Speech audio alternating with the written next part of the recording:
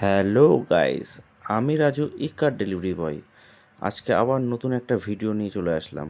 কাকিমাকে বলেছিলাম, কাকিমা একটা কাটার দিন, এটাকে কাটতে হবে মনিটরটাকে।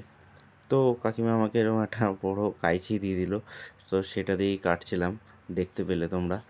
তো দেখে তো ভেবেছিলাম যে অনেক দামি মনিটর, পরে জানতে পারলাম যে এটা 3700 টাকা দাম নিয়েছে। ফ্লিপকার্টে অফার ছিল, সেই অফারে কিনেছে।